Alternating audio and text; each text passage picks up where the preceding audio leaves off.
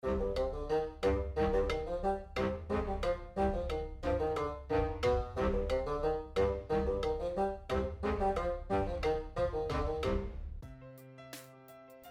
hey there, Penguin Trekkies. Welcome, and happy First Contact Day.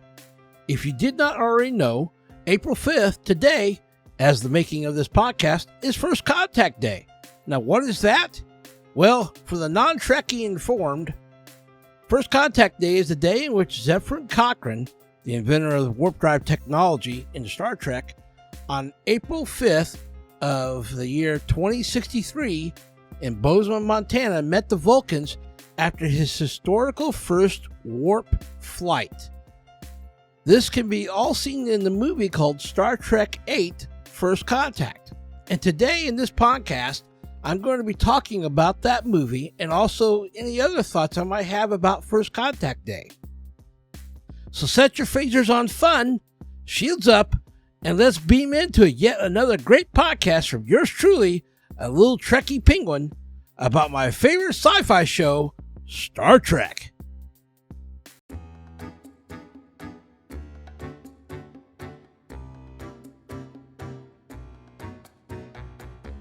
You're listening to Penguin Thoughts.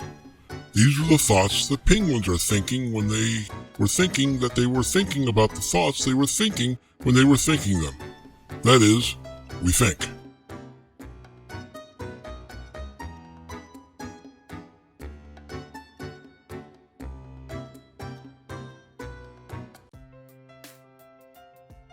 Hailing frequencies are open, Trekkies, and I'm going to talk today about Star Trek VIII, First Contact, and also a little bit about how important First Contact Day is. I'm not going to recount detail upon detail of the movie. I do suggest, however, that you go and watch it, and I'm sure you can find the movie on all the major streaming platforms. I am, however, going to discuss a few key observations after my rewatching again of I don't know how many times of the movie. Spoiler alert, if you have not seen the movie Star Trek VIII First Contact, this podcast is going to talk in depth about parts of the movie and my thoughts on it. So if you don't want to spoil the movie for yourself, then you might want to pause the podcast, go watch the movie, grab some good popcorn with plenty of butter and salt, by the way, and then come back after the movie to the podcast after you're done and listen to the rest of this podcast. So you've been warned. Anyway, so the movie opens with Captain Picard taking a nap, and in a dream, he is reliving his Borg experience as Locutus from the TNG series back in Season 3 of an episode entitled The Best of Both Worlds, where the Borg captured and assimilated Captain Picard and then called him the Locutus. In the dream in the movie, Picard relives parts of that assimilation process into Locutus, and more importantly, how he felt and how they stripped away his humanity and who he was as a person. Which, by the way, I believe this is crucial to this whole movie, and it becomes and plays out a part of Picard's motivations and his actions throughout this whole movie. Next, we see that Picard is awoken by Admiral Hayes from his dream, who informs him via subspace that DS5 has detected the Borg on its way and is very close to entering Federation space. But instead of sending the Enterprise, the flagship of the fleet, Starfleet decides to send the Enterprise to patrol the Romulan neutral zone, mainly because I think they don't have confidence in Picard. Because of his personal experience with the Borg, Starfleet feels that he could become a liability. Although I've also always personally thought the Starfleet, at the very least, could have used Picard as a resource to combat the Borg. Next, we see the crew of the Enterprise on the bridge, listening in on what's happening as Starfleet engages the Borg cube and, of course, starts losing. It doesn't go well. So Picard decides to defy his orders of patrolling the Romulan neutral zone and redirects the Enterprise to Earth to join the fight. And just like most Star Trek great captains, they go with their gut, even if that means at times they have to defy orders for the greater good. Next, we see a part of the movie that I find so cool. Once again, we see Lieutenant Commander Worf in command of the USS Defiant in the middle of the battle against the Borg cube. And things aren't going well for the Defiant, or for any Starfleet vessel for that fact, when the Enterprise finally shows up and decides to beam aboard the crew of the Defiant, because the Defiant is dead in the water, so to speak. And so I personally think it's a plot point how they got Worf back on the Enterprise. But nevertheless, I love it because I love Worf. Just to note, though, the Defiant's a tough little ship. It was damaged, but not damaged completely. It wasn't destroyed. Next, we see Admiral Hayes and in his ship, who, by the way, he's leading the whole charge here, leading the whole fleet against the Borg. Admiral Hayes' ship is destroyed. So Picard decides to take command of the fleet and orders the fleet to fire all their weapons at the same time on a non-critical part of the Borg cube. I know that because Data says, wait a minute, that part doesn't really do a whole lot. Well, it works and it destroys the cube. To me, this just once again shows just how much of an intimate knowledge that Picard has of the inner workings of the Borg. There's some part of the Borg cube that was totally innocuous that you wouldn't seem like would be all that critical, yet it was able to be attacked because of Picard's knowledge, and they destroyed the cube because of it. All this because Picard was assimilated, and now he's using that knowledge from his de-assimilation, I guess that's what you call it, using that knowledge to take the fight back to the Borg. But of course, just like in most movie tropes, but right when the Borg cube is destroyed, that's not the end of the story. The Borg launch a sphere to escape, and they want to start to travel back in time. To me, though, that little part felt kind of odd, because it felt like the Borg having some sort of an escape plan just didn't seem right. I've never really known the Borg to have a plan for when things don't go their way. They always seem to have that forethought or knowledge or belief that what they're doing is never going to get stopped, that resistance is futile, and a simulation is going to happen where you like it or not, deal with it. That they don't back down, they don't have a backup plan. So for them to have a sphere to be able to escape seemed kind of odd to me. But nevertheless, it was a trope to push the movie forward. So I'm okay with it. So basically, the Borg wants to go back in time and assimilate Earth and stop the launch of the first warp-capable ship from its flight, thereby stopping Earth from making first contact with the Vulcans and then stopping the formation of the Federation and the Starfleet in the first place. This is kind of pretty much the whole plot of the main movie. So that kind of had to use something to kind of move it forward, and the Borg sphere traveling back in time does that very well. Anyway, so continuing on, as you guessed, the Enterprise decides to follow the Borg sphere back in time and figures out the plot by noticing that Earth, which is inhabited with billions of Borg, and Starfleet is gone. They are able to notice this because they are following the Borg sphere, and they're stuck in this temporal wake of the Borg sphere. They notice the timeline change for everyone else, but yet they're not affected because they're in this temporal wake. So that kind of sets up the whole plot, like I said, for the movie. The Borg sphere gets off a few good shots after finally going back into the year 2063. They get off a few good shots from orbit and damage the location in Bozeman, Montana, where the Phoenix, that's the warp-capable ship of Zephyr Cochrane's, is slightly damaged. And they were trying to do this to not only damage that ship, but probably also kill Zephyr Cochrane himself. But, of course, before too much damage is done, the Enterprise is able to destroy the Borg sphere. And unbeknown to the Enterprise, right before the Borg sphere is destroyed, the Borg were able to beam aboard at the last second aboard the Enterprise to try to do their best to take over the ship.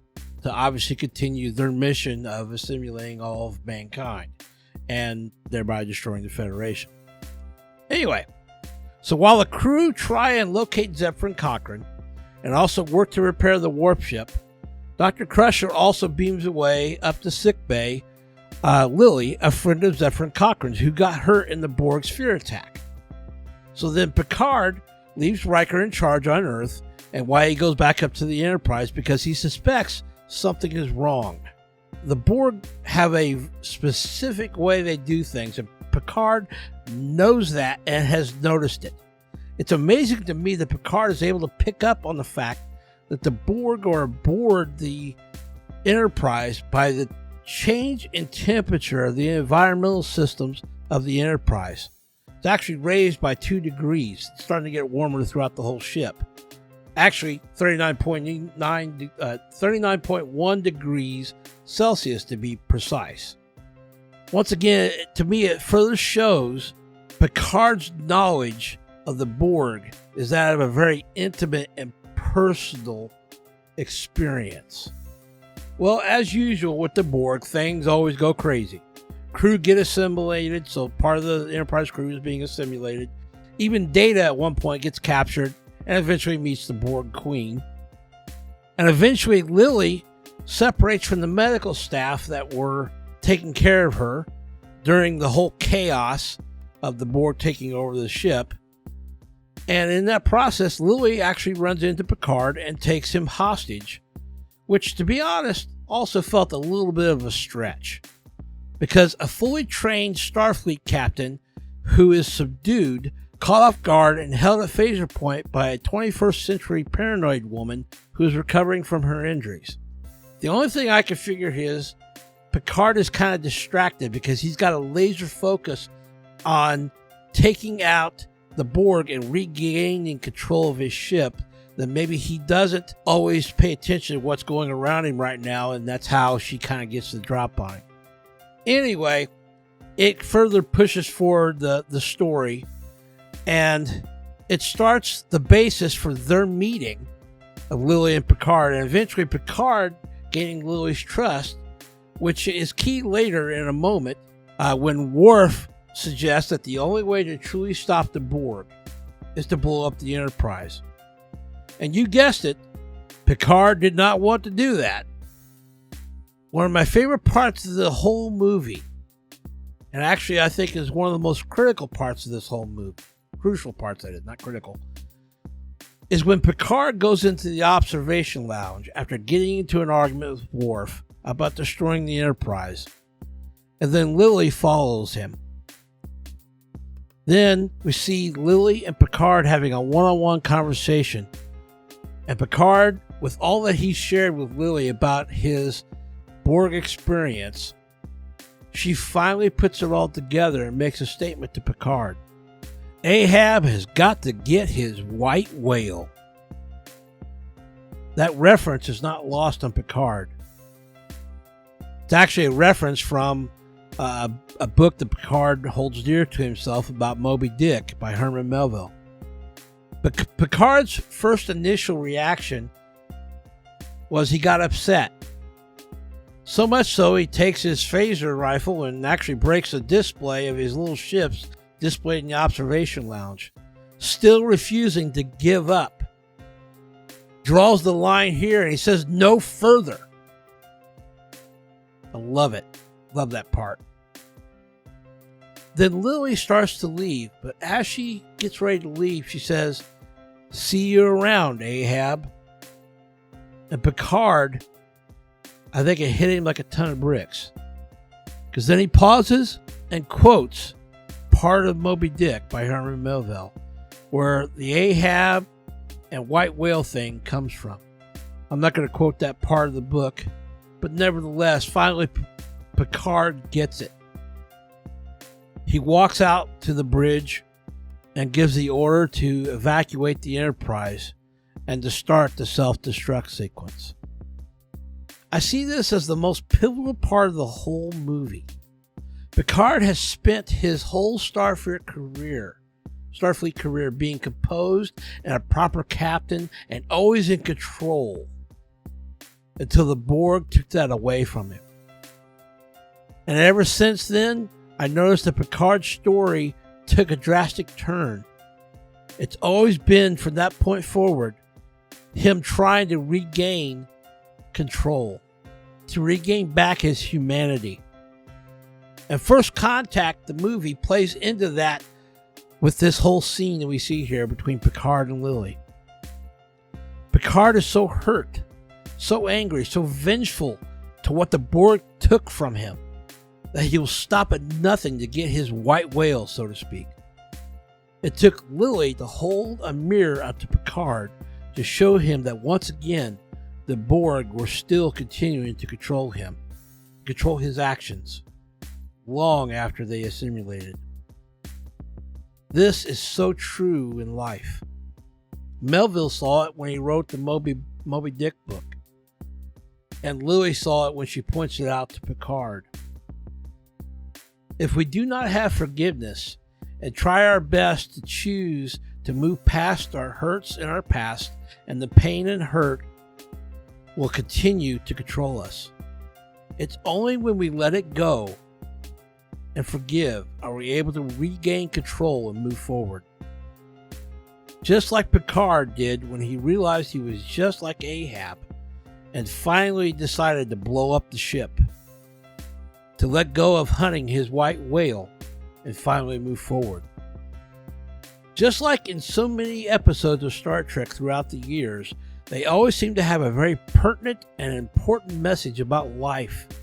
And to me, this movie is, yes, about trying to save First Contact and the Federation from a simulation, but more importantly, this movie is about the journey and struggle that Captain Picard has had and still having with the Borg, even long after he was assimilated and turned into Locutus, and then turned back into Picard again. The Borg still had control over him up until the point he met Lily and realized that he was still being controlled by what the Borg did to him. And for him to move forward meant he had to let it go, to let go of the pain, to let go of the hurt and the humiliation the Borg had caused him, and stop hunting his white whale, the Borg. To me, this is the underlying and most important message that Star Trek VIII First Contact was trying to tell us. So I hope you do not just listen to this podcast and think it is just a review by some silly penguin about a Star Trek movie, but rather that you be like Picard and hopefully take the pain and hurt that maybe you have had in your life in the past or even in the future, and realize in order to move forward, we have to forgive those who hurt us and try to do our best to forget about those hurts and the pain and to let it go so we can move on. It's the only way we can move forward. Picard saw that, and that's what he ultimately did. That, to me, is the real Star Trek message here in this movie. Anyway, I'm not going to spoil the rest of the movie. Go watch it again, or maybe for the first time, and try to squeeze out all that sci-fi Trekkie goodness out of this gem of a Star Trek movie. I hope this podcast has brightened your day just a little bit. I hope. And I hope I brought a little bit of fun on yet another First Contact Day. Anywho, I hope all you Penguin Trekkies decide to come back and listen to more podcasts from yours truly. And if you're so inclined, I also have a YouTube channel where I make rather silly videos, as well as other social media sites, which are all linked on my Anchor podcast page, and I would greatly be honored if you would come and visit them and even like and subscribe to any of the content you find there. And as always, I'm the crazy and silly Star Trek penguin named WhataboutBob, and I'm out the airlock because engineering is busy running yet again another level 3 diagnostic on the Heisenberg compensators on the transport systems. Personally, I'm glad they're actually working on the Heisenberg compensators. I wouldn't want my molecules scattered throughout the galaxy. Anyway, Live long and prosper, Penguin Trekkies. Hailing frequencies closed.